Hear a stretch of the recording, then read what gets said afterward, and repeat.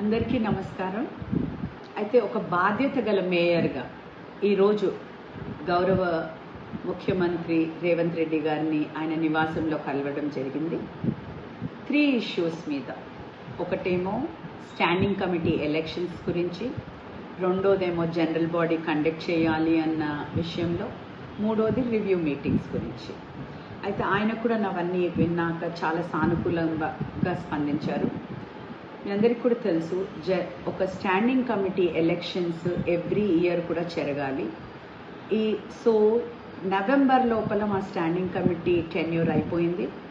So elections ఇమీడియట్గా జరగవలసి ఉండే, కానీ కోడ్ వలన, ఎమ్మెల్యేస్ కోడ్ వలన ఎలక్షన్ జరగలేకపోయింది. అదేవిధంగా జనరల్ బాడీ మీటింగ్ కూడా మాది ఆగస్ట్ లాస్ట్ అయింది. Every 3 months general body meeting కూడా జరగవలసింది.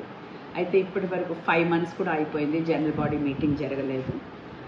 అండ్ మా కార్పొరేటర్స్ అందరు కూడా, అన్ని పార్టీలు, 4 పార్టీల కార్పొరేటర్లు కూడా నా దగ్గరికి పదే రావడం, మా ఆఫీస్కి వాళ్ళ వినతి పత్రం ఇవ్వడము, జనరల్ బాడీ కండక్ట్ చేయమనడము, మరి స్టాండింగ్ కమిటీ ఎలక్షన్స్ పెట్టమనడము, ఇవన్నీ కూడా వాళ్ళు వచ్చి నన్ను అడుగుతున్నందుకు నేను కమిషనర్ గారికి లెటర్స్ కూడా రాశాను.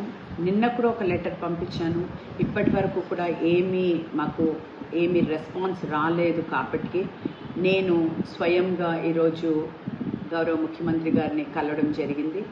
ఆయన ఇమీడియట్గా కమిషనర్ గారికి ఫోన్ చేయడం, నా ముందలే ఫోన్ చేయడం కూడా జరిగి ఆయనకి ఇన్స్ట్రక్షన్స్ కూడా ఇవ్వడం జరిగింది. అంతేకాని నేను ఏ పార్టీ మారుతున్నాననేసి కానివ్వండి, ఇవన్నీ కూడా అవాస్తవము. ఇవన్నీ కూడా ఎవరు కూడా బిలీవ్ చేయొద్దండి. నేను తప్పకుండా ఏ పార్టీలో అయితే ఉన్నానో బీఆర్ఎస్ పార్టీతోనే ఉంటానని అందరికీ కూడా తెలియజేస్తున్నాను. Thank you.